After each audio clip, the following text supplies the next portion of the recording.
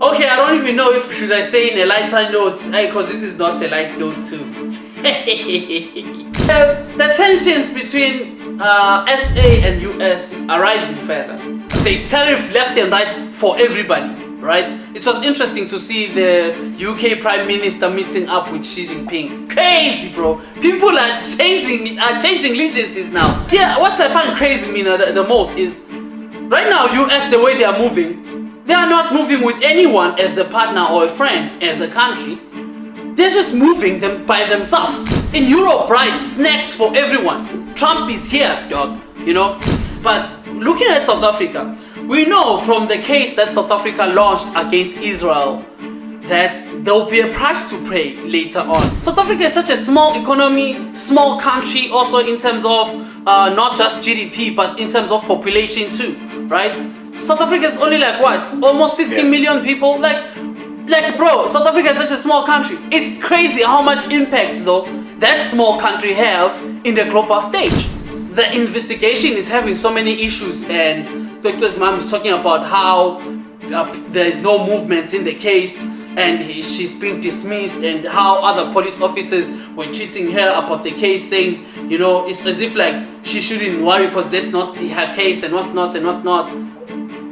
And to me, I start to wonder, what about the ones who are not police officers, who are unable to go there and confront the investigators and check the investigation, the progress? What about those ones? Bruh, I think the irony though for Cwecwe's parents to be police officers is wild. It's just wild, bro.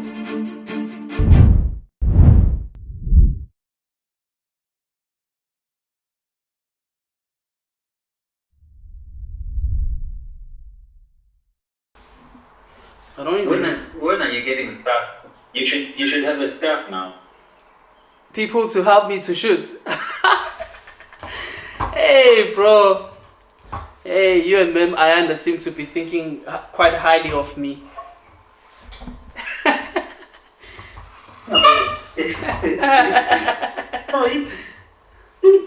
if when you're doing your thing, you know it progress. Some people start with 2 people, and then next you have like 4 crew members. Next there's people that lights, that research, you know, expanding. It helps. Yeah, man, but I don't have money like that, bro. I ain't got infinite money like that. I don't have that kind of money, bro. I'm on the come up. Come up. I got paid. I'm an upcoming artist now, man. Years later, upcoming artist. Dog, upcoming artist, bro. Upcoming artist, but ngakhali bethi kakhulu buddy. My man. Let's ngiyenzeni? But there's a shares the company yakho, man. Ma shares kuphi, bro? Ngu Elon Musk in mina, boy. Wasi na fethu say kele sihlanganisela dog. Ayikho lento. Except, bro, let's talk about it, my man. Let's talk about it. Yeah, man. Let's talk about these current affairs. Oh, the first thing I want us to talk about, because this reminds me of Inkati Zetu, the Curious Copias, actually. Because funny enough, we actually covered this during Curious Copias. You're not gonna believe. Do you remember the case? Some things we call them early though. Do you remember the case? Timothy Omotoso. Maybe ngekuzukhumbula igama because nami igama bengasakhumbuli. Umfundisi, the pastor in South Africa, the Nigerian pastor who was accused of rape, taking young girls esontweni and keeping them in his house and what's not. Do you remember that guy? I remember. I also feel like I remember the story that just broke through. Yeah. Now the story that's broke through. But I don't know if you remember what had happened. Because do you remember the girl, the beautiful girl we were talking about, how sad it was? Because one of the things I think we spoke about that time, how this lovely lady is going to be the face of this rape thing now, Cheryl Zondi. Do you remember Cheryl Zondi? Yes. That case. Can you imagine how long it has been? It's been years, dog. This was like when 2017. Bro. This is like how many years has passed now? 8 years. This is 2017, dog. Yeah. Yo, it's been long, bro. It's been long. It's been long. And only the case gets concluded now. And it's not funny, but the funny part is that it's concluded how me and you felt like at that time. I don't know, but as Curious Copias, we were onto something, bro. Yes, when we were podcasting in Curious Copias back in 2017, we were onto something. Because one of our biggest thing was, okay, because this was during the Me Too things and what's not, right? I think it was during those, Not Me Too, but Men Are Trash. Was it 2017? Yeah, Men Are Trash. Yeah, this was during the Men Are Trash era in South Africa. The thing was during those times. And one of our biggest concern about the case was that the woman, especially in this case, Omotoso's case, not just the ladies that were accusing him, but the whole thing felt like it's rested too much on feelings rather than facts, which was problematic for us. Because that's what was problematic for us at the time. That, yo, my man, it's quite clear that this man did something, raped these women. To me, that's how I felt. I felt like this man literally was doing these things to these women. But the problem is that everybody in the country is too emotional about it. Even the things that the ladies are saying is just more rested on emotion rather than facts, evidence. And that's going to be problematic. And this was one of my biggest issues, is that this rested too much on feelings and how we felt too, as a country. I mean, I was so hurt by the whole thing. Everyone felt the same way. But the biggest thing, elephant in the room, was, my man, it's going to be a problem because they're going to go to court and this guy is going to get away with it. And the reason we felt that this guy is going to get away with it back then is because of that thing. Of just, okay, what did he do to actually force you to be in that environment? Were you kidnapped to be there? Were you forced to get there? And it seemed like at some point, not everyone, obviously, especially not Cheryl per se, but some people, some of the ladies who were there, when they talk about the thing, it seems like it's almost that thing that, how to put it, that thing that would happen when people want something until it's not necessarily fitting to their benefits. Do you see? It's it's almost the argument that you always had of, for example, this is a bad analogy that I'm making right now. I'm not drawing the same thingy because I know where I'm going right now. It's going to sound terrible. And so I need to say this up front. But that thing of a lady goes to a bar, doesn't have money, drinks a man's money, and then later on it's time to pay up type of vibe. Now that you end up in the room and you got, you had sex, now it's no longer convenient or what you wanted. Because what you wanted happened, but then now another thing that you didn't necessarily want also became part of it. And then obviously now you start to feel guilty about what you just did. Yes. So there was that element that I thought was going to be problematic when you go to court. Because it must feel a court, right? We can talk, and because that's one of the biggest problems in South Africa that I always have when it comes to these cases. My man, proof, bro. Hey, court is facts there, dog. Yo. Have you been to court, buddy? Oh yeah, you've been to court. At a young age. Yeah, at a young age. But at the same time, I've been to court to watch cases because I wanted to write a script. Oh yeah, I remember. What happened? Yeah, proof, bro. Yeah. Proof. Someone can get on the stand and cry over something. But if the person on the other side has evidence and stuff, bro, they could literally be... Because to me, Omotoso, bro, did rape these women. To me. I don't care what the court said. It is. Whatever they say, they said that. That's them. That's their verdicts, right? I don't even think... To be honest, I don't even think the judge disagrees or the judge doesn't think the guy did it. Because that's another thing that we need to be able... Yeah. It's just that it was not proven beyond reasonable doubt. And that's problematic because people want So it's like you think the judge maybe doesn't feel sorry for you. No. The judge literally could be on your side, but they're doing their job. And the job is they have to prove beyond reasonable doubt before they put someone in jail. And then that's where the problem then begins. Yeah, in court, bad guys win sometimes. Yeah, they win. Yeah, true. The other lawyer is good. Yeah. The other lawyer is not that good, or whatever evidence you provided was not sufficient. Bad guys win sometimes in court. Yeah, they get away with shit. They didn't do it. It's just that, yeah. Yeah, and they get away with shit. That's how it works, dog. They will get away with it too. They get away with shit quite a lot, actually. You know. So anyway, just to go through the thing. So the guy, he was accused of rape. Omotoso was accused of raping several young women, including a key witness, which was Cheryl Zondi, of course, who testified that he raped her starting at age 14. And that's another thing which was always going to be a problem, is that so all along until, I forgot how old she was when the case started, but it was like several years later, you know, which also didn't make sense in some of the things. Not that it doesn't make sense that he raped her.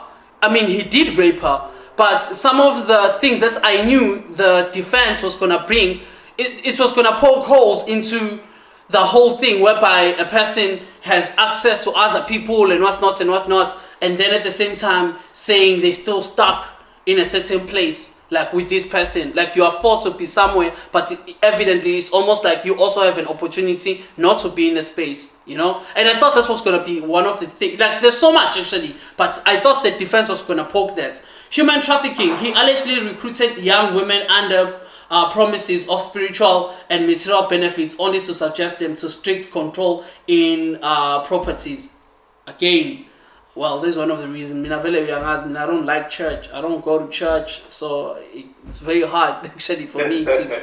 Yeah, because it's like, to me, you know how I feel about this, buddy. Because it's like, damn, yeah, of course. Because I mean, this guy is wielding the most powerful thing, which is the Bible, to people's minds, actually. So he's controlling it to influence them to get away with shit like this. I mean, so like, I hate, this is what I hate. Like, if you know me, you know that I don't like, you know, I don't move like that in terms of the church stuff and whatnot, because of things like this, actually. You know, I don't like those type of stuff.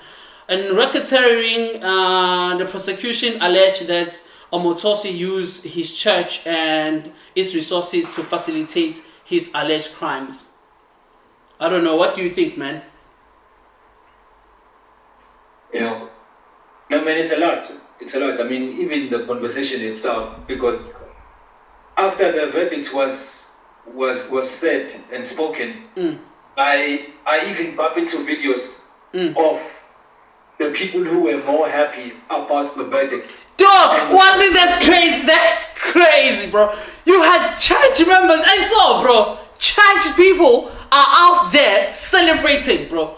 Like, bro, South Africa, it's a mess, bro. That's so messed up. Church, and now thousands of people happy, back to church, dog. They are happy and they're back to church. That's how crazy that shit is. It's so crazy, bro. Like, it's so crazy. Because, buddy, buddy, I'm sure from the things that you saw, what do you think? Do you think this guy did these things? Yourself? I mean, of course he did. Of course he did, bro. Now, of course he did. It goes back to what you were saying. What he was using as a means to do these acts, which was religion and church. The platform he's using, my man, it's too strong for the situation. Yeah. If I can put it like that. Yeah, of course it did. Like, I don't think, actually, you know, of course it did. To me, it's quite clear that he did, actually. I think it's quite clear that he did, bro. Of course he did, you know. But it's a matter of proving it, you know. So, and I asked myself, so when I saw the thing, I asked, like, because I didn't watch the whole thing, because the case, I mean, has been going on for years now. So, what was his defense, okay? So, testimonies from Omotoso's accusers, because I was asking myself if defense every night. So, the defense highlighted inconsistencies in the testimonies of Omotoso's accusers, questioning their credibility. I said this is what I was saying. That's why we need to find that video, bruh, on Curious Copiers. I don't know if all my videos they're still there, because at some point I think I asked that to take away some of the videos because we are so insensitive and some stuff. But anyway, yeah, bro. I don't know if we still have those videos. But one of the things is that going back to the feelings thing that I was talking about, right? It's going back to that thing. My man, I knew, as I was saying, when you listen even like to the stories, the testimonials of the ladies, right? That in court, they are going to fucking poke that shit and there's gonna be holes in it. The story's not gonna hold. It's not gonna be enough. You know? So another thing in his defense was lack of corroborating evidence. The defense argued that there was a lack of corroborating evidence to support the allegations, such as medical records or witness testimony, right? And then allegations of conspiracy. The defense suggested that some of the Omotoso's accusers may have been motivated by personal gain or desire for revenge. Exactly. You see? You see? This is what I was saying. You see? This is what I was saying. You see? I knew, bro. You go to court, my man. Court is something else, bro. Court. When you go to court, bro. Hey, bro, it's gonna be issues. You go to court, bro. That was my thing. I knew. You're gonna go to court. They're gonna poke that shit, and there's gonna be problems. So now you get there. The defense criticizes basically the accusers. You know, and they poke, and then there are errors in the stories and stuff like that. So also another thing is that questioning of prosecution's investigation. The defense criticized the prosecution's investigation, arguing that it was flawed and failed to gather sufficient evidence. And reason for acquittal, according to the judge, Schoolman ruled that the prosecution failed to prove guilt beyond reasonable doubt. Exactly. The state's cross-examination was deemed inadequate, failing to dispute the accuser's evidence effectively. Yeah, boy? Yeah, buddy, what do you have to say, man? I mean, I feel like you are saying and reading everything that is in the argument. Yeah. Of course, it's very different. And again, it's not like we are saying, that this person is not guilty. He is, bro. That guy raped those women, bro. That guy raped them, dog. I mean, about that I can stand on it, bro. Like, from the case, bro, the guy raped them, bro. You know, it's sad, bro. The guy did it. You know, the guy did rape them, bro. Like, fuck, he did. You know, but the problem is, it's not how I feel like. It's what I can prove. It's cards, bro. It's cards, bro. Hey, cards, bro. It's a different game, bro. Because that's the thing. People just feelings and what's not, bro. I knew. Because what should have happened is that, because all Kalama witness were dropping out and, bro, I knew that thing was not going to land, bro. I knew. That guy was supposed to be jailed. He tried to escape the country. He was caught at the airport. My man, that guy was supposed to be jailed. But the evidence was not worked correct. Yeah. Yeah. Money as well. I mean, the guy is a powerful guy, so he had the finance, he had the support from other people. Yeah. And then I'm starting with these things that I'm talking about right now because they are like Jangamanje, those are like, you know, news that are going on in South Africa right now, right? And then it is, yeah, this is so sensitive, bro. The Cwecwe's case. Shit, bro. Oh. Bro. Bro, I'm Zanzivet. Hey, dog. Hey. 7-year-old kid. I mean, as I remember, because I asked this and we talked about it. Uguti, how do you even, as a person, as an adult, look at a child and think that, my man, I can't even look at a 20-year-old or 21-year-old. Bro, even 22. Bro, can you imagine that? How do you go? Can you imagine that, bro? Remember when I was saying that, like, I don't see myself dating someone who's 22, 21. Like, bro, people talk about, they talk about legality. To me, bro, it's not even legal matter. Yes, I don't even think it's legal issue, bro. How the fuck, bro, could I be dating someone who's 22 and 21, 20, 19, 18? The fuck, bro? Hey, bro, bruh. Damn, dog, nah, bro. I don't know, bruh. I guess we're not the same, bro. You know, let alone to look at a child like that. I don't get that, bro. I don't think we will ever also understand what goes on to, like, niggas' minds for them to do such things, bro. It's crazy, bro. I felt sorry for the women, actually. Yeah, man. No, man, that's the thing. The idea of you trying to flee for guys and saying, you know, that phrase where it's like, not every guy is like that. My man, sometimes it feels useless. It feels useless. There comes a guy who does something like this. Yeah. And you're like, fuck, I don't know what to say anymore. Yeah, it's almost that, and it's about, you remember what I said to you when we were talking about this off air previously, is that right now, you have thousands of people in Cwecwe's case, right? Guys hitting the road, right? People wanting justice for Cwecwe. Great, right? And great, and that should happen. That people get behind that. My biggest issue is that in these thousands of people, then if there's thousands of people in these things asking for justice for Cwecwe, who the fuck is the rapist then? Because this is still the same people who rape, and it's still the same people at the same time who, because now if you see so many like black men and stuff on that thing, you know, then who raped then? Because now it's like people are at the road and stuff. Because now then who are we also complaining about? Like that's why I hate this thing. Because it's like, who are we complaining about?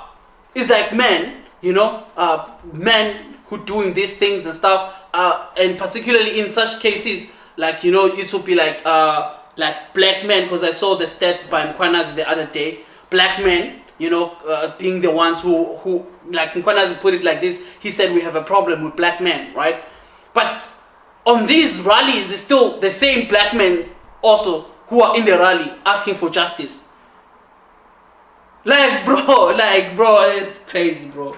It's like, yeah, I understand that not all of us obviously are like that. I mean, not doesn't mean all black men are like that or anything like that. But the idea that thousands of people are there, then it makes me wonder, now who is the rapist then? Because some of them are there in those rallies. That's how I feel. Like, what, man? The point you're making is valid. But another problem also, though, is the idea that if there are men who choose to be silent, or if, let's just say, no guy is at the rally or at the protest, what picture does that paint as well? No, it's that's why I started by saying it's great that it's. That's what I'm saying. It's like a two-sided sword, basically. It is great that men are also standing up for this. It's a two-sided sword. It's great that men are standing up for this and they are there, right? That's also great. But then it brings a question then, if there are so many men, thousands of men are standing up like how they were also during Men Are Trash, then who the fuck is doing this? You see? Because like if we are all as men standing up, we are saying this, me and you, buddy, are here trashing this shit of raping kids and women and abuse and shit like that. Who then the fuck is doing it? You know, because Umlondi is here talking like this, and then the next thing, Umlondi is the one who rapes. Like, bruh, like, shit is crazy, dog. It just doesn't make sense, bro. You know, I followed the case, watched the whole interview with his mom and stuff. Bruh, I think the irony, though, for Cwecwe's parents to be police officers is wild. It's just wild, bro. It's just wild, bro. Like, yeah, it's, I mean, let's just say, yeah, for me, let's just say it's too much, bro.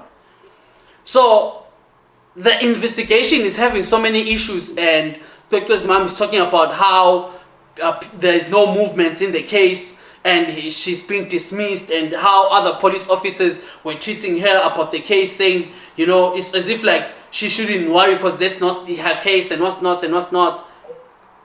And to me, I start to wonder, what about the ones who are not police officers, who are unable to go there and confront the investigators and check the investigation, the progress. What about those ones? You know, that's how I felt. That's what I thought. I'm like, what the fuck? What about those ones? What about the ones who cannot go there, talk for themselves to the prosecutor or to the investigating body? What about those ones? The ones who don't have access. Luckily for her, her family, her parents are police officers. And to think that her mom is treated like that to the point that she had to use her rank to actually confront one of the investigating officers is crazy. It's wild, bro. It's wild, bro. It's wild. So the incidents, if people didn't know... Sorry, buddy. No, I mean, just like, just bring the question into the just when it comes to, you know, public figures. Because, I mean, I don't know what's going to happen in the case and what actually is the big deal that's in that, with who actually did this act, this violent act. Because, again, if the figure is always public and big, people always tend to try and bend the rules around it. Yep. But her mom stood up, bro. This mother stands up, bro. But she's standing out also because she was also raped and nothing happened with her case. I mean, she's a police officer. Also, she was not going to allow for her kid to have to go through such a thing. But as I'm saying, what about those kids that don't have mothers and or people in power, in good spaces to be able to follow up on their shit and check up on them? What about them, dog? You know? It's just, bruh, like I say, dog, I say, bruh, it's for the dogs, bruh. I can't relate to JC at this point.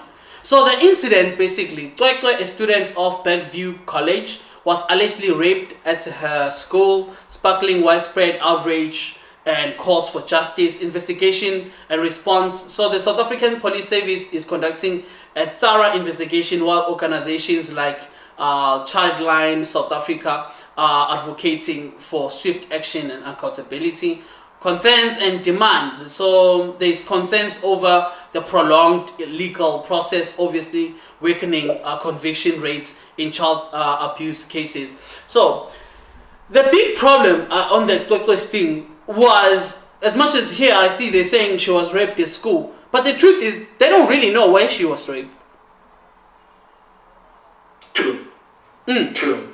I read quite a lot into the case too. Like there's so many things, and there's so many days that have passed. Nobody knows when it happened, and it's like it was prolonged to go through the something happened to the child.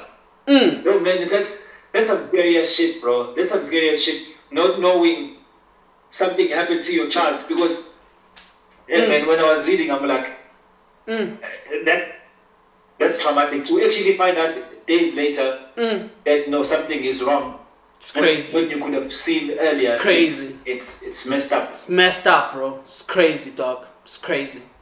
Yeah, that's fucked up. I think so too. I saw that. That's fucked up. I think that's just one of the most fucked up thing. Ngokuthi, her mom picked up days later. Actually, the kid was raped. Also finding out from the doctor, I would say the kid was raped. It's crazy, bro. And now also the idea that the psychologist, some of the people, sorry, not the psychologist, in the police station, the investigation, who deals with child rapes and stuff like that, saying why your child is not talking, and like seem to be blaming now the child that they're not talking as to what exactly happened to them. Meanwhile, the child doesn't remember shit, you know.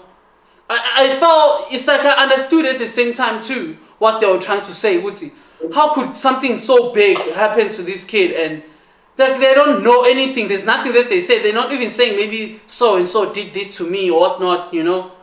Nothing. But at the same time, it's a child, and it's possible the child was also drugged or something, you know. Yeah, it's just fucked up though, bro. I hope she. Possible. Yeah. Yeah, I hope she does get justice though, bruh, at the end, bruh. Like, although I don't even think there is even, at this point, to be honest, I don't think there is even such justice for such things. What is justice for a fucking, like, bruh, like for rape? Like a 7-year-old who was raped. What is justice?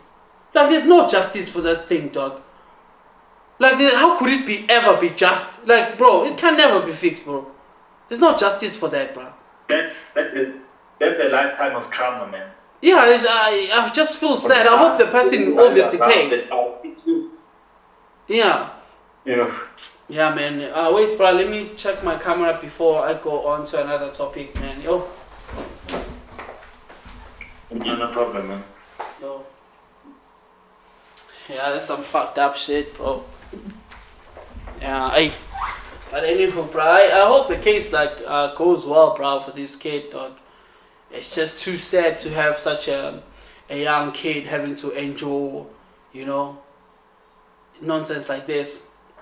But anywho, how do we have conversations with people who can actually, I don't know, like, because as we are saying, amongst the group of guys that we are there sitting with, chatting with, there is a possibility. Yeah. One of them somewhere there has done such a thing. Yeah. So how do you have conversations, constructive conversations Bro. with people like, guys, stop doing this. Go massacres. Do something. Just don't do something that that's gonna be damaging someone's life.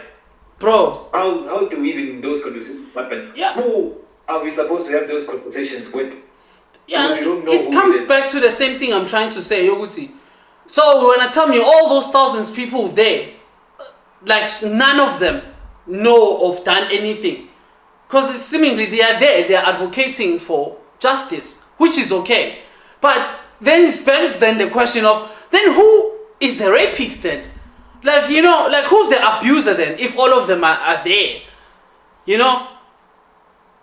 Yeah, but it's just a tricky situation, man. It's just a double-sided sword for real, dog. It's just a tricky situation, man. It's so sad, bro. It's very sad that we are like living in that state. I'm gonna have an interview with Sharon. I need to talk to a woman actually about like how they feel about their safety in South Africa and whatnot, given all these things that are happening, especially in regards to rape and those type of stuff. So I'm gonna talk to Sharon. Maybe we're gonna have a view from a woman on this topic. Anyway, bro, let's move away, bro, from mama rape cases, bro. Yo.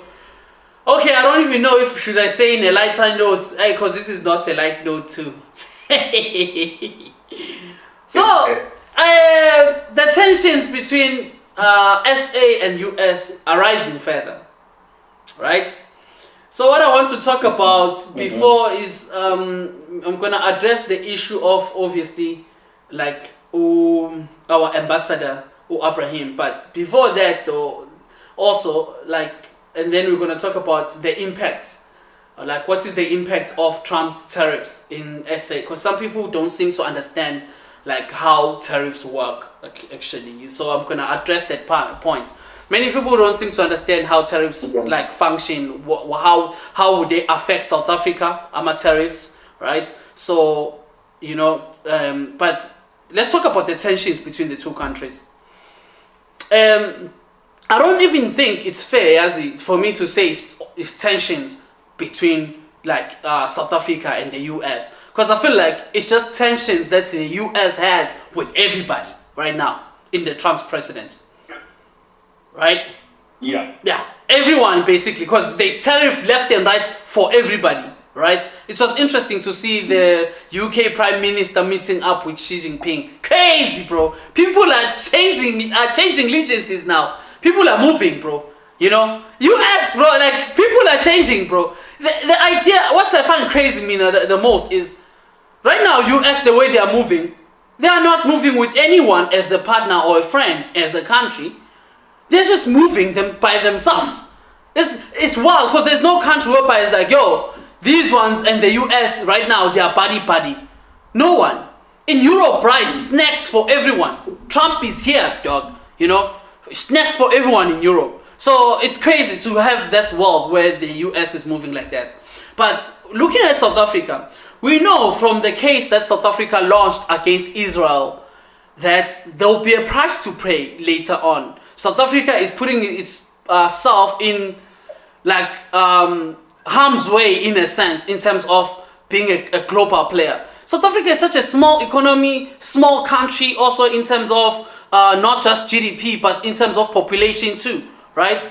South Africa is only like what, almost 60 million people. Like bro, South Africa is such a small country. It's crazy how much impact though that small country have in the global stage. It's crazy, bro. Like the amounts of, like South Africa is an actual thing, right? It's crazy, bro. You know, with the big boys out there. But anyway, but the tensions from the Israel, we knew that was going to come back. So the tensions were rising from there because we know also that United States is supporting Israel, right? For so many reasons, including like racist reasons too. I have to say this, including racist reasons too, you know. But you remember, I told you, I don't know if I told you before, but I'm thinking about it now. My favorite book, I'm not saying favorite, I think for me, the most educational book, I think it's my favorite too, given how exciting it was for me.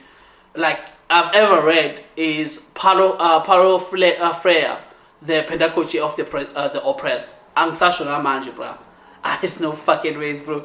That guy, bro, has ideas to, like, the reason I'm thinking of that now, The Pedagogy of the Oppressed, is one of the biggest highlights in The Pedagogy of the Oppressed is that the oppressed, after they get their own freedoms and establish themselves, they always tend to do the same actions that was done by the oppressor to them, if not to them, if they would to the oppressor back, or they reverse to become the oppressor too later on other groups.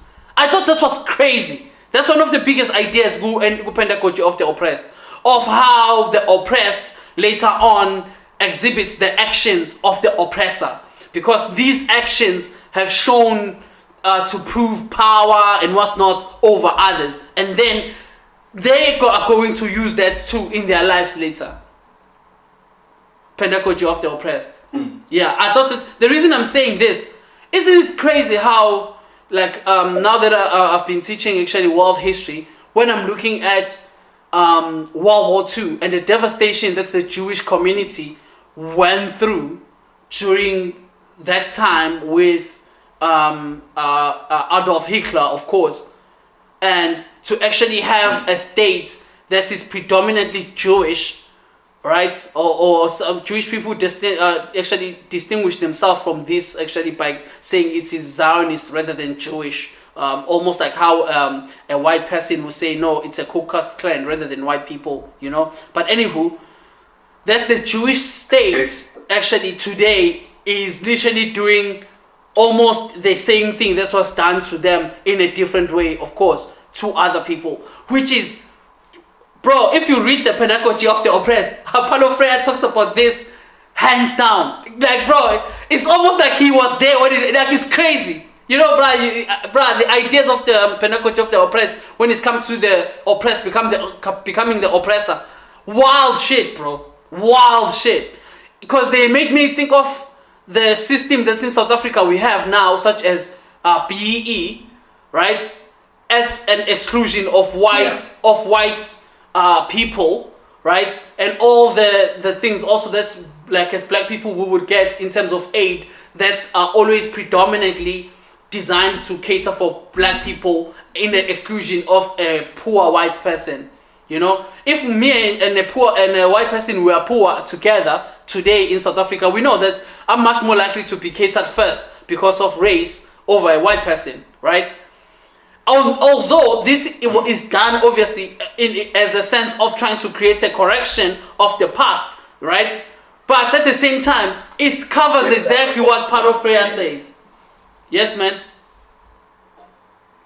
No. I was about to go there too. Which the idea behind this is to heal what the past events that happened to try and make it catch up. Yes. But at the same time, as you are saying, it's like it looks flawed. Yeah, because it's to what extent are you correcting the past? Then it becomes questionable too in correcting the past. You know.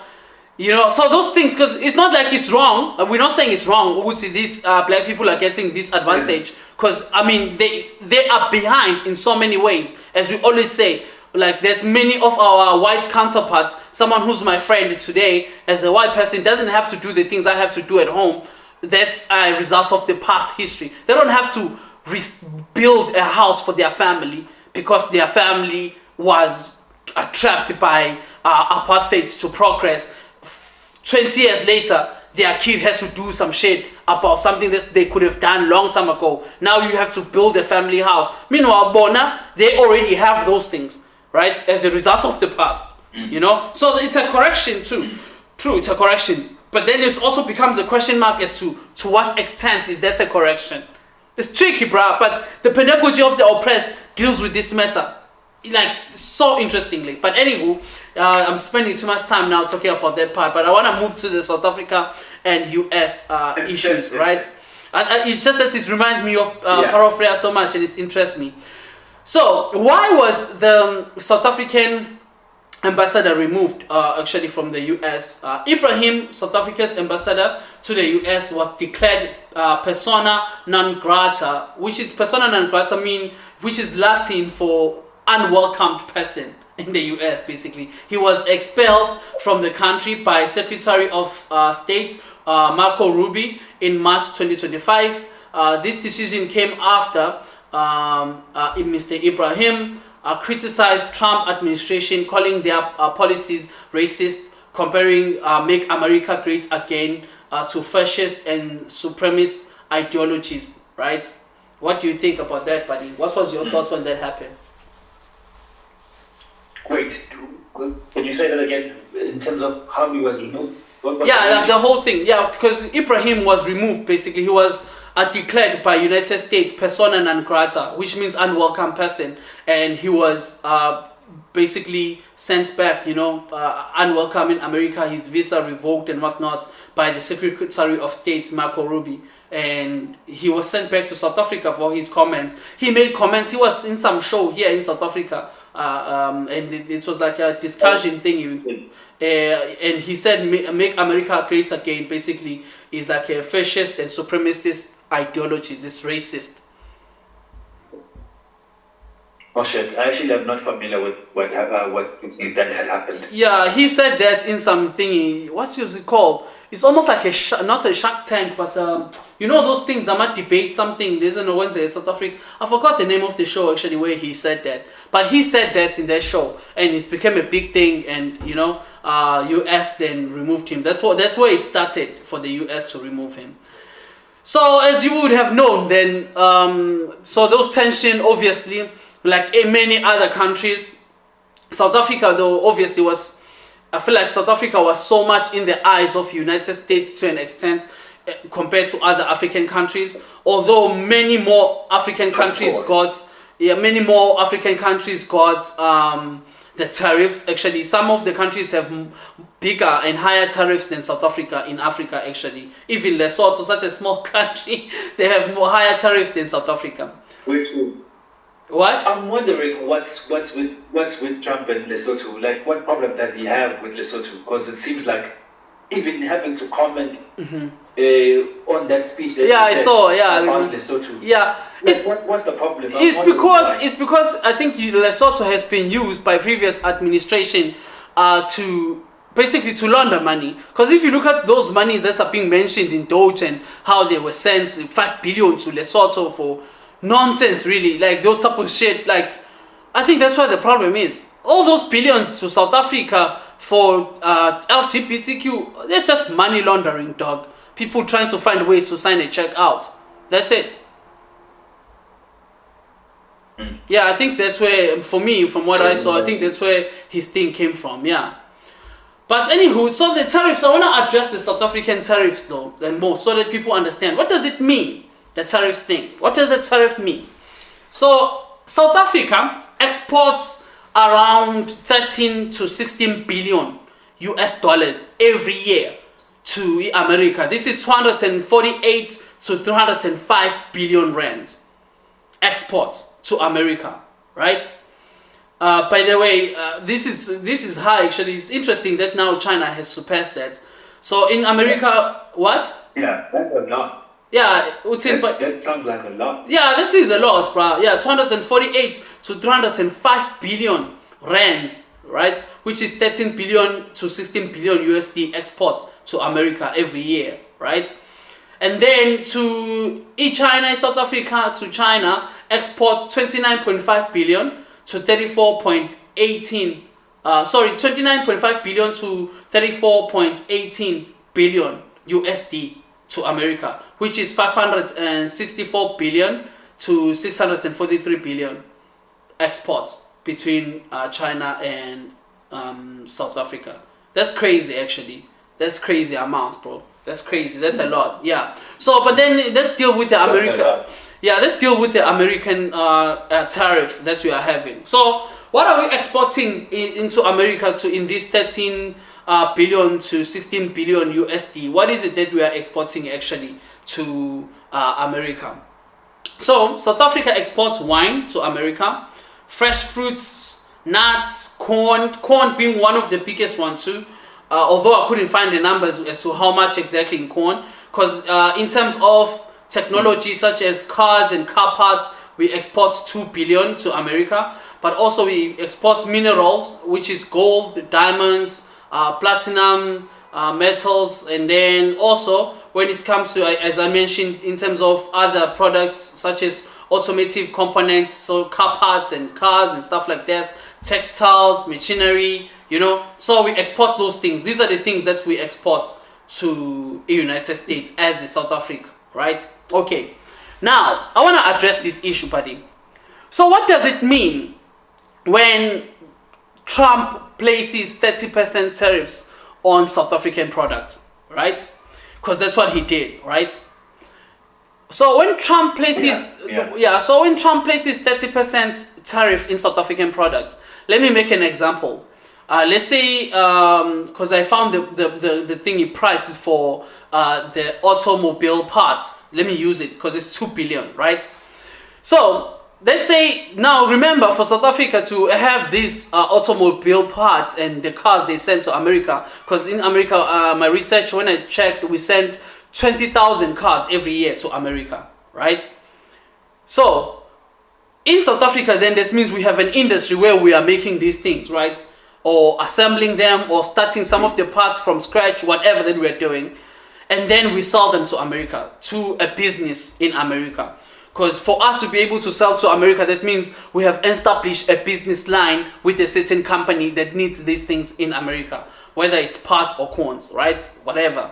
So that person, the business in America, when they buy these parts in South Africa for 2 billion to go to America, they will have then to pay 30% of the 2 billion for the part to enter into the American soil, right? So, yeah, so for these things to be able to go through the border and enter into American soil, whoever business person in America who's buying with 2 billion from South Africa, they have to pay the 30%. Now, how will this affect South Africa? Obviously, if this person continues buying these things, that means this person will have to raise the price for the consumers in America, right? And obviously, when you look at it from that point of view, it's only gonna affect the American consumer, right? Okay, so in that point of view, yes, it is affecting the American consumer, and the South African business has nothing to lose in that sense, right? But when do a South African business have something to lose? The South African business will have something to lose when the American businessman who's buying these car parts from South Africa is saying, fuck, South Africa has 30% tariffs. I'm not gonna buy the parts in South Africa anymore. Let me look at a country that has lesser tariffs or no tariffs, right? And I'm gonna buy from that country. Do you see? Yeah, so if then that businessman then says, okay, I'm not buying in South Africa, I found this country, maybe like Ireland, whatever country that has small tariffs, and I'm buying the same parts that I was buying in South Africa, now I'm getting them here. Here, as much as maybe they are more expensive, but at least I don't pay 30% tariff at the end of my bill. So in this way, the South African company now is stuck with the production of 2 billion they were expecting to be sending to America. Now, they have cost of 2 billion that they cannot get rid of. right? Can you imagine? So then in South Africa you've killed an industry. So if you think of things like corn, it's even more fucked up, because then this thing can get rotten and what's not over a period of time, because you are still now looking for a new buyer. You have to establish a new market now, because you cannot send your thing to America anymore, because you've lost the partner, the business that was buying corn from you in America. Right? Now you have corn worth 2 billion. And it's not, because guys, many people miss a point too. This is not like you are selling in the streets where people are like, oh, if I can't sell in that corner, I'm just gonna sell in this corner. 2 billion worth of corn, for an example, dog. It's a fucking, it's an industry, my man, a huge one. You cannot just replace. It's not like selling in a corner, bro. You can't just wake up tomorrow, find someone who's gonna buy corn worth billions or even 500 million worth of corns. You're not gonna get someone who's gonna buy so much corn from you. You are fucked. That's what happens to farmers. Then they're gonna get fucked. So that's how South Africa then will have problems in South Africa as a result. Because one, the government now of South Africa will be losing the tax they were gonna get from the exports, right? And also, the worker on the ground in South Africa is losing a job, because the job they have done is gonna get rotten. Nobody's gonna buy it. So now South Africa has to find a new buyer for those things as a result. So that's how tariff work, and that's how tariff can affect both countries. Americans can be affected, and how South Africans can be affected. When it's South Africans, it's so severely. If the American businessman says, no, fuck it, I'm not paying 30% tariff, it's gonna be too much for me to recoup my money, I'd rather find a country that I can get for lesser in terms of tariffs and whatnot. Then you are fucked. Also, Kumbuli, South Africa was getting this business through an AGOA, which is almost like a favor, basically, to be able to have access to an American market. So you're fucked. You're fucked. You know, now you're competing with real boys now. You're fucked, bro. So they have to fight. Yeah, man. It ends up being so complicated. And it affects so many people and so many businesses as well. Yeah, in different ways. You know? So then, the thing about this type of things is not going to be affecting a worker or someone right now. But next year, now the 2 billion sales that you always have all the previous years. Or you are not guaranteed to have it. Yeah, it's got a hit. And it's significant numbers. And this affects then your budgets from what the government was getting from tax. Right? It affects so many things. It affects your employees, the number of people you'll be able to employ now in your company. So you are fucked in that way. What's your thoughts, buddy? So the only thing now, it goes back, the only thing that I worry about now is it goes back to the thing when we talk about football. Yeah. Where you now have to support someone else in order for you to survive. Yeah. So right now, that's the point where we are at when it comes to these tariff wars. We have to support China. These other countries are going to also retaliate with America. So whatever it does, they get affected. Yeah, support your China, your Europe, yeah. Yes, buddy. Sorry, man, continue. Yeah, because, what do they import here that we can, raise tariffs for them? I'm sure you've done your research. So is there any way we can retaliate like that, or is there no way that can actually happen? Okay, so South Africa is the biggest corn exporter, for example. So there's some things, as you were saying, I think I was talking to my brother earlier on about this. Who's that? So there's some things, there's some things that, like corn, South Africa is one of the biggest suppliers of corn in the world, right? So there are some things that maybe America might need from South Africa, so when it's in American interest, you understand? So then they would have to get that too. So if South Africa retaliates, it would be South Africa changing markets, partners, and stuff like that. For an example, let's go to China, because US did this to China.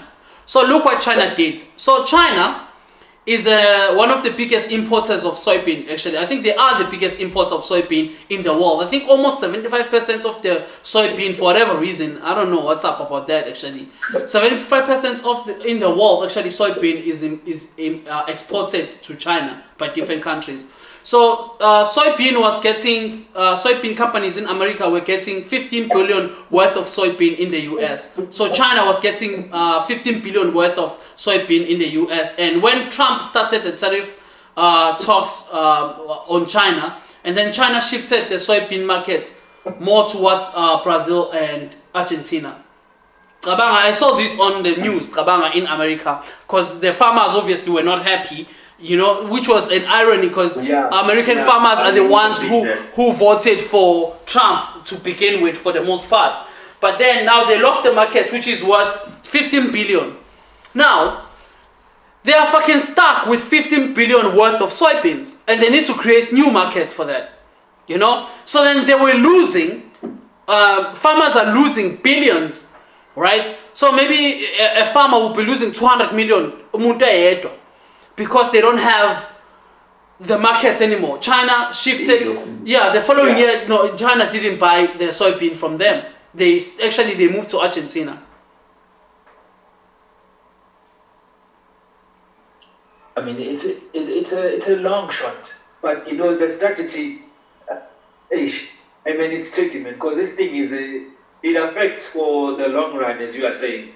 We can't necessarily start having new relationships with other countries for the things that we were selling EUS, because it takes long to create those relationships as well. It takes long to find the business partners for that, who needs 2 billion worth of this, But I think other countries will be scooping things, because countries, but it will support each other too. Because I'm saying, hey, yo, so-and-so, South Africa, can you give me that shit that you're giving to them? I think that's what would have to happen, Because but I think it's coming, because America is not gonna also just survive by themselves. I don't think it's gonna fly, man. It's not gonna fly, It's not, because right now America is a lonely soldier, basically. I don't think also that's gonna help them neither. One thing that I asked myself, I was asking myself, which was, I don't know, in a sense it's a stupid question, but at the same time, I was trying to say, to be in the mind of the administration, not Trump. The idea is there a strategy, thinking long term, like how China did, in terms of sacrificing that finance for the people for the long run, later in the future, everything will be prosperous. Everybody will be good. The country will be good. Will be healthy. But of course, when you look at it, Trump is very, very much short term, because he's making so much sacrifices and targeting so many people and so many other countries that this thing looks short term. And I don't think it's a very good strategy in relation to his strategy since he was in China, because his strategy is, I don't know, man, it looks poor. I think his thing, buddy, if everything was to work the way he says, to be honest, this could come out great for America if everything comes out the way he thinks they would, which I doubt it would. But the idea is, if he forces everyone like this, is that anyone who wants to access the American market to sell to American goods would have to produce in America. They are forced to produce in America. Otherwise, it doesn't make sense to import anything from outside world to America. But the problem with that, which Elon Musk had said in an interview, about how he doesn't support really the tariffs, because tariffs are very tricky, is that, let's just make an example with the Tesla. You tariff China, for an example. China hits back with a certain part that you need for Tesla. Like maybe 3 different parts. For an example, I told you before that Tesla, like a company that makes wheels for Tesla, like China, right? They wanted to hire me, right? Here in China. Did I tell you about that? No. Oh, fuck, I didn't tell you. Oh, this is the first time. Oh, okay, we will talk about it. But anyway, so the company that makes tires for Tesla are made here is a Chinese company. So there are other different parts, as Elon was saying, for example, in relation to our chips that are used in the car, different parts that are not produced necessarily in America, right? So when you go around fingling with tariffs in other countries and they hit you back, right? Because you don't know how far they will go and what they will hit you back with. The next thing, you don't have any car that can manufacture a car and be able to produce everything. Literally saying, Yeah. but it's saying here, you know, Yena is using it for immediate political and economic gain, while China was using it for long-term transformation. Yeah, you see, that's the difference. It's not going to work short term, this thing. It's not going to work short term. But in the long term, it can work. Because sorry, I was still saying in terms of the Tesla, for an example, right? So in Tesla, you have different parts to actually finally have the completed Tesla, right? But then the manufacturing of the different parts, like semiconductors, for an example, are made in China, for an example, right? Another, as I said, like the tires, for an example, the tire company that produces tires for Tesla is a Chinese company, right? Now, when you start to fiddle with tariffs, now those companies that are helping you with semiconductors here and that's there, that's in your country, you don't have the capacity to produce them. Do you see? You are fucked. Do you see? Because you're not going to be able to produce them. So, you, in a long term, if you are doing this for the long term, you would have then to establish new companies that are going to build this thing that you don't have the capacity to build. You understand? Which will take several years to set up and be able to get them through. At least another 5-10 years to actually have everything that is produced by these countries be produced in America. You see? Then it becomes a problem it's going to become a problem then. Elon Musk makes a good actually analogy when he says it. It's like he's saying, imagine if you are at home in your own house and you have to produce everything yourself in your house. Fuck, man, you wouldn't be able to, right? Because if Cwecwe has problems with the roof, now you are a roofer too. You have to rebuild your house. You want to make your own cement and create your own bricks, have your own salt to be able to do the thing. No, my man, you will always need to outsource some of the things. Now you have a problem with plumbing, you are the plumber. There's a problem with electricity, you are an electrician. There's no fucking ways, right? You can't be able to do everything yourself. So that's what Elon Musk was saying when it comes to the tariff game, that for him, he's not sure about that because as Tesla, for example, they import so many parts that are crucial in the developments of Tesla from other countries. Another biggest problem, remember the Apple CEO, right, is that also skills issue. Because saying you're going to produce in America, you are assuming America has the skills and enough people with the skill to produce the stuff. Do you see? And then you run into another issue. Do you see? And then you run to another issue. Because some of the things are produced in China, some of them are produced in India, some of them are produced here. So everything comes from different countries for a reason. You cannot all have everything yourself. You can't. And I guess, you know, there's also that fact which you forget putting these people who are doing it in outside these countries. They're doing it for minimum wage. And are you now just saying people in your own country are going to be willing to do this? Which we all know they won't. They won't. It was bad time to complain. So it's going to be problematic, my man. That happened. And you are chasing away illegal, to call people illegal aliens. Hey, Elon Musk and Trump. Hey, it's wild term to call people illegal aliens. Hey, bruh. Hey, white people. Bro, have you seen that shit? That's like how did they come up with that term? Illegal aliens. Yeah, that's how they call them. These are human beings. I laughed actually when I had illegal alien, but I'm thinking, a human being is called illegal alien. I love it. Oh, I love these people. Oh. And they are chasing them away in the assumption that Americans alone are going to be able to do this. I like to see that. Anyway, what were you saying, buddy, around this? What do you think? What did you find there? What issues online is being said? No. I was just really understanding the idea with the guy, the difference between what China did and what he's doing, you know, in terms of it doesn't seem long term. The only also the problem is that is not long term, is the same thing that we discussed. The administration that Trump is only there for a couple of years. Yeah, 4 years basically. Shit will happen. someone else comes in and they change the whole thing, and then they're restarting again, and then just a cycle, they're lying down basically. Yeah, bruh. I think isn't that those are shortfalls of democracy. I would say, those are shortfalls of democracy. Yeah, because you're gonna have a new person now, a new thing. Meanwhile, countries like China have so much consistency and stability, because this man has been in power for long, and as much as it has its own also negativity, but in terms of this case that we were talking about, their shit seems to be working better for them compared to their democratic ideologies right now.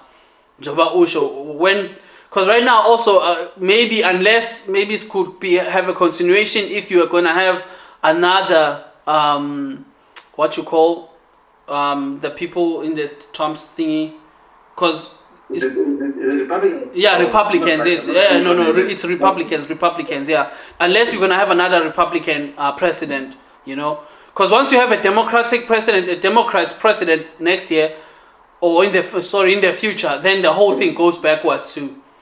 That's crazy, man. Yeah, it's crazy, bro. But anyway, that's how tariffs works, actually. That's how they're gonna affect right now, bro. Did I tell you? You saw my portfolio, right? I posted something about my portfolio. My man, my stock portfolio, I'm down like 50-something thousand right now on my stock portfolio.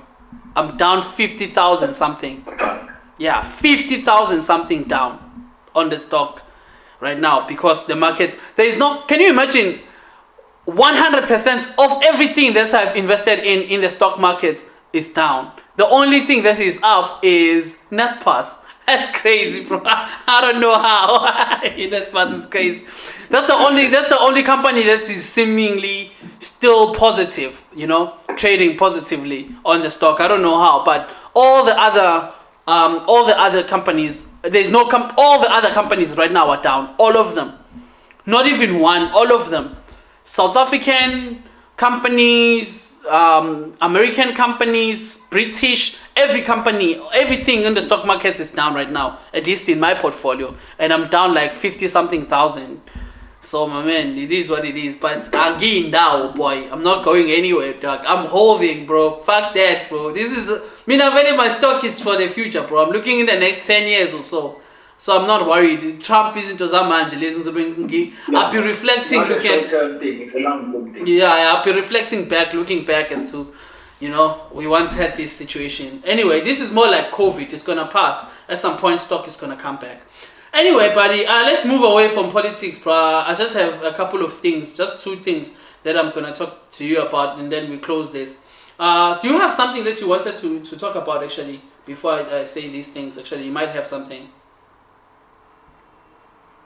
No. I mean, the only thing I had thought, would be part of the conversation is the same thing that's happening in SA in terms of, every week now I'm seeing Uguti, there's a heist that's happening, Transnet heist that's popping up somewhere. Yeah. It has happened so many times. I'm starting to think, I don't know. People are just, they're tired, so they're targeting these trucks. They're seeing it as a way of, escaping and having money, or is it just criminals? Hey, it's hectic. Hey, it's so bad, bro. I was gonna talk about the police actually in South Africa. That's one of the topics I was gonna address next. Hey, my man, it's so bad. Poverty, and now if you look at these tariff things and shit, it's gonna be problematic, bro. It's gonna be a huge problem. Because right now, one of the things that I was seeing is gaining popularity is that now police in South Africa are getting robbed.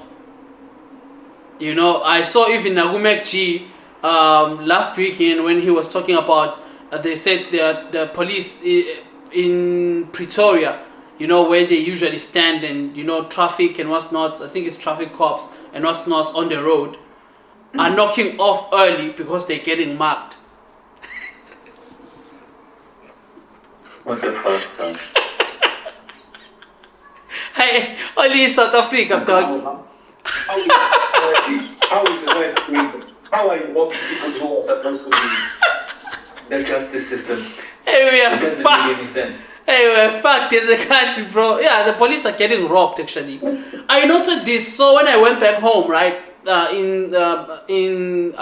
Osizweni in Newcastle.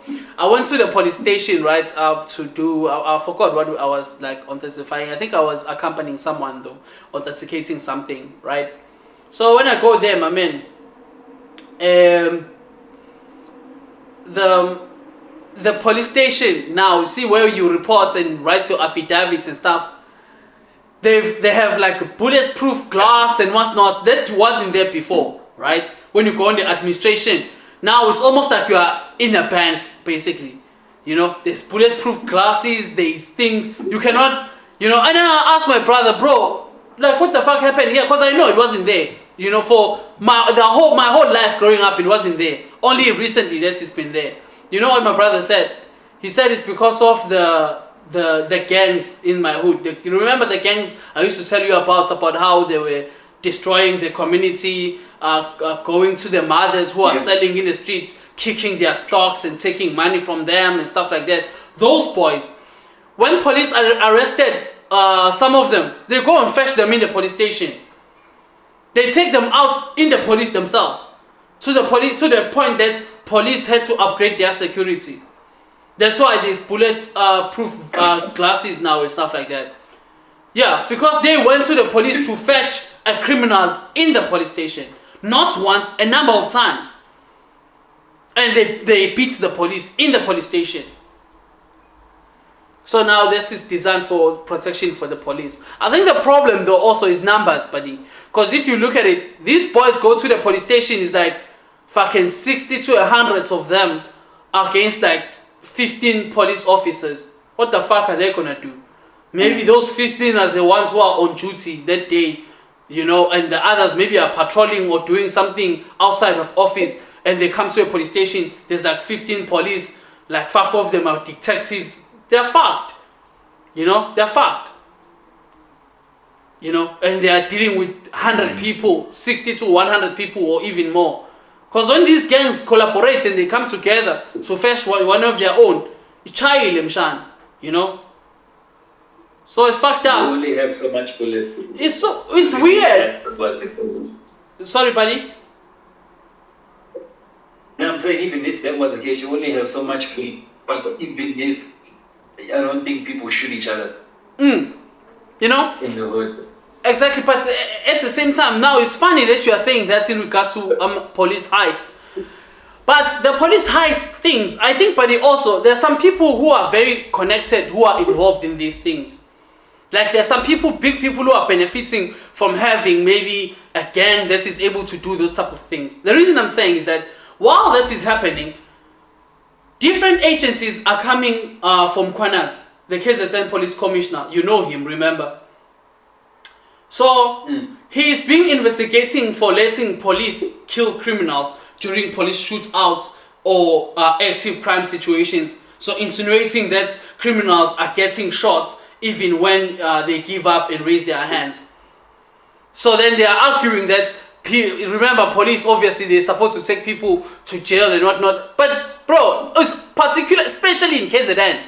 It's particular that in KZN crime is high. We all know crime is super high in KZN. Right? It is specific that that's the situation. So you would expect that police are gonna, criminals are gonna get shot more often then. And it's fucking shootout. Like, police need to wait and find out now. Like, I don't understand sometimes all these arguments that are being made. But to a certain extent, it makes sense. At the same time, it doesn't, given the situation. Who cares that criminals are dying right now? Like, we have such a situation, Yamaha heist. You fucking care that in case there's a reputation that criminals are being killed. Actually, I'm glad that they're finding out that that's what's gonna happen to them. Yeah. Yeah, that they must know what they will die. Yeah, they must know that they would die. You're gonna go do a mining house and then think you survive. No, man. You must understand that's your future. Death is your future. You know you have your own grave for that. When this happens, you have conversations in the hood where people are asking things like, why are they not using helicopters to transfer money? And I'm looking at these people and I'm like, hey guys, if you only knew the logistics that have to happen to Right. transfer money using a helicopter. My man, One trip for a truck is cheaper, then a helicopter. probably 10 times than having to transfer things for a helicopter. My man, But obviously, that it doesn't transcribe to them. They don't understand it. With how much so many things need to happen for that to happen. Oh, that Then would it be has so to a landing expensive. zone, but the helicopter is going. People Bro, are the same crazy. thing. How could you fucking compare paying a security guard and the driver, and then now Funukarishi pilots? Oh my man, the fuck. Oh, people are crazy. But yeah, it's those things, man. Yeah, but the idea that Mkwanazi is being investigated by agencies is crazy. How is Mkwanazi being investigated by agencies? That guy should be the police commissioner for South Africa at this point. I don't know why he's not. He should be a prime minister or for police. Like, there's no fucking ways, bro. But again, it's power, bro. Like, he says it too in an interview. Is that the reason he said this before? Can you imagine? He said this in 2017. He said, the reason I'm getting this is because I am messing up with other people who are in politics and powerful positions that are eating, that are involved in things. Then that's why I'm gonna be investigated. Of course I'm gonna be investigated. Of course. What do you expect? I'm in the hands of powerful people in the country. Of course, what do you think? You find out that a police who passed this thing for me to be investigated. It's a police minister who wrote something or agreed in some agency to do this. You know? They're eating, man. They're eating. That's crazy. They're eating, man, yeah. Bro, I saw, on a different topic, man, I saw again. Hey, bro, I mean, I don't know, like every time I'm happy to this thing. But it goes back to another, again, conversation we were having about former superstars in football. Because in Bonutand, Who's that now? the celebrity, man. She was in. Oh, yeah. I saw her. Oh man. I mean, I'm sorry for saying, you know, like I feel like something is wrong in the industry. Something is wrong. Like, I don't know why people still wanna go there, because there's a major problem. But at the same time, it's about the same topic that we discussed. People don't know how to look at themselves in the future and say, oh shit, I need to save money because this might happen. Yeah, yes, but there's some things that also I've placed myself after I've listened to the soccer things, the pass and trap thingy, when I'm seeing all these superstars used to be paid so much money and today they don't have any money. You know, as much as I am not making as much as them, but I'm making more than some of them, right? And the money they've made is not that much, yeah, but for some of them, like soccer stars in them. I would imagine even worse for actors, because let's say the lady that we're talking about right now, how much do we think? There's estimates based on what we know about the industry as Simzans. I don't think she was making anything above 30 to 40,000. That's just me, you know. If Men's in Gubane was getting paid 60,000, I think she was making around that. You know, that's just. So then it brings the question. By the Guti, then what's the hype? What's the hype about being a celebrity and being in the face and being famous if this is going to happen to you? If you are able to use it, buddy, then you can make more than what you make on your actual salary if you are able to use it. So in other words, if I'm able to be famous, look at, for example, like let's say Mac G and Podcast and Chill.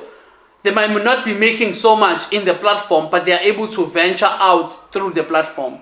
You see? So if you are able to use the fame, then you're gonna get so much in the market value for the fame that you have. So I think that's more like that, you know, because other people are able to do it better than others, you know. If you look at our former superstars, even in football, the ones about saying pure Shabalala, Abo Yeye, they have businesses that have nothing to do with football.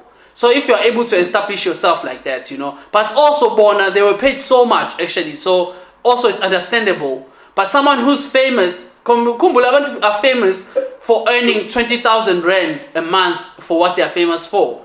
Let's look at Nak Music. Nak Music, what was famous good generation.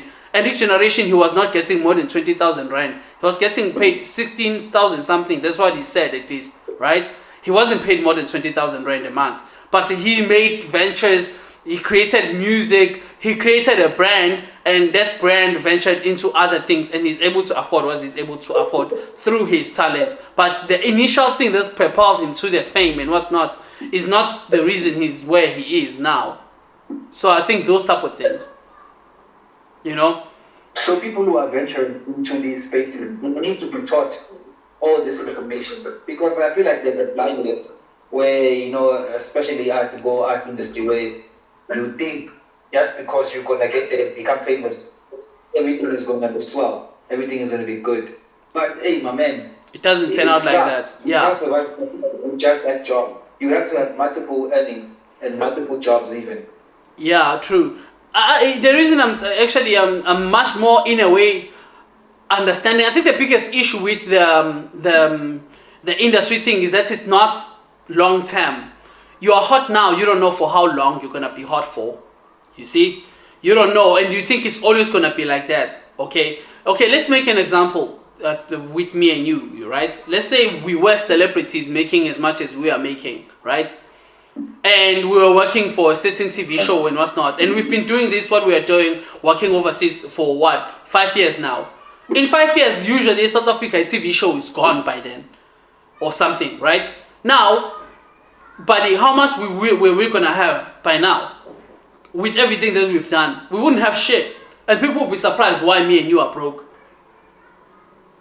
Because we haven't made much to the point that we can say we can leave like our jobs. We haven't made that much, isn't it? As much as we made so many good decisions, but we haven't made that much that we can be able not to be employed right now. I think the problem happens there with the celebrities is that some of them earn less than what, actually not even some, most of them earn less than what we earn. Like especially TV celebrities. Me and you know they earn less than what we earn, right? We can agree with that. Yeah, they earn way less, right? Yeah, they earn way less than what we earn, Tina. But we are not famous, Tina. So right now, Mina, even though I'm earning more than the TV celebrities, but I am not in a position whereby I could not have my job next year. But for them, their job is not guaranteed next year. Do you see? Because for them, they do that and then next year they don't have the job. Right? Because the TV show is over or what's not is over.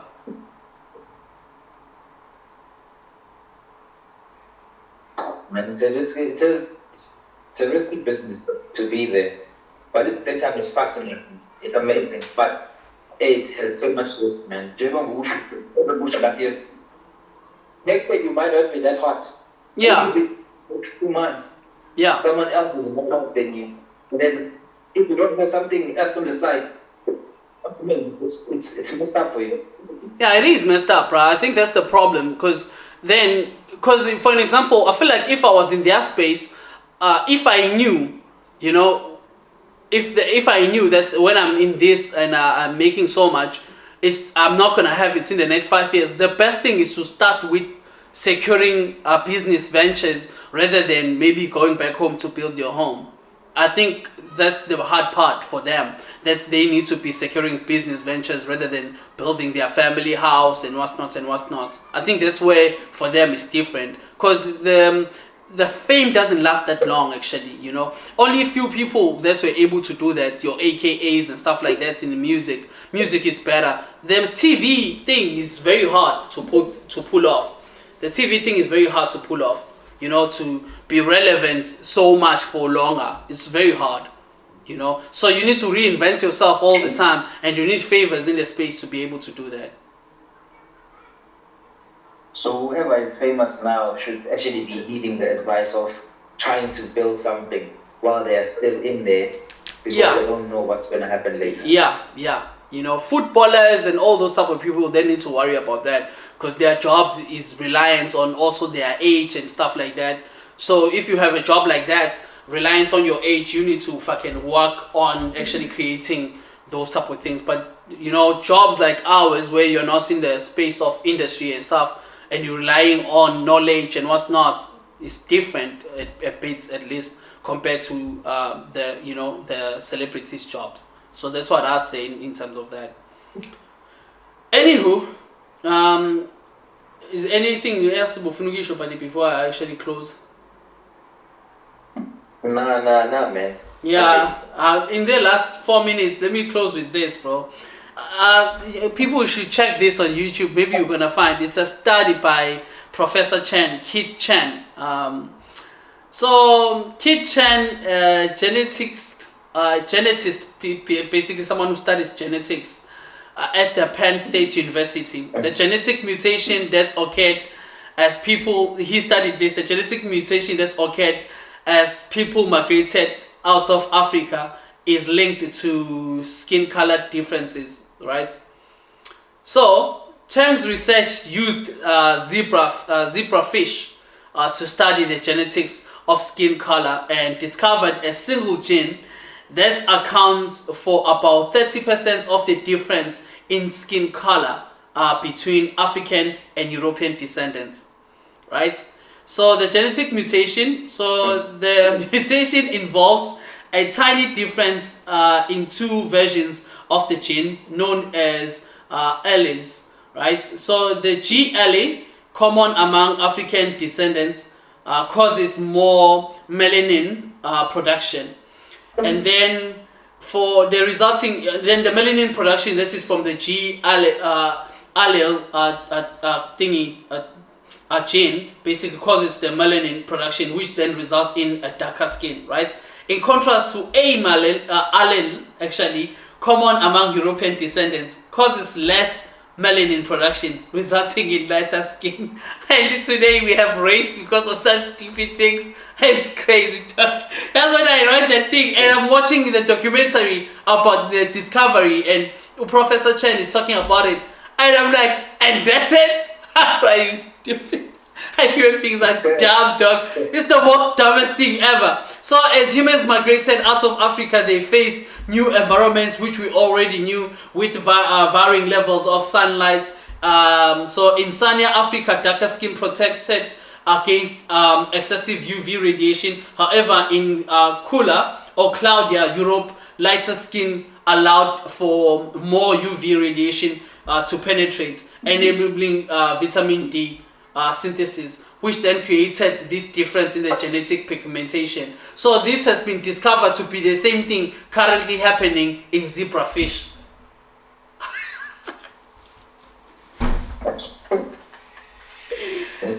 This, buddy, is, I'm telling you, the reason I'm even remembering to check this out is because of what you were saying in regards to dating, how it feels like for you as a black person when you are dating someone of other races. It's as if like people of other races, at least from the perspective of their parents, it's like you are being done a favor and you don't deserve actually to be with their daughter, for an example. You know, and and that is just down to this genetic mutation that people who are not black like Africans went through, that black Africans didn't go through as a result of the sunlight and the genetic mutation, which genetic mutation is found in zebrafish currently.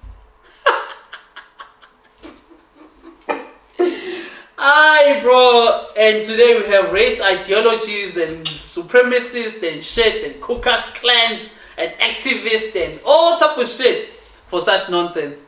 Anyway, man, let's close it here. I don't know, unless you want to say something on this. What do you have? What do you think? No, I remember the documentary. Yeah, I will always leave it like that, man. Base differences will always be. Yeah, they will always be there, isn't it? Yeah, man. Anyway, let's rest it here, buddy. Thank you, man, for coming through, man. Nah, no stress, bro. Yeah, okay. Elephants in the room. Let me ask people to subscribe. Guys, please press the subscribe button there and the like button. I never ask for subscription, actually. Please subscribe.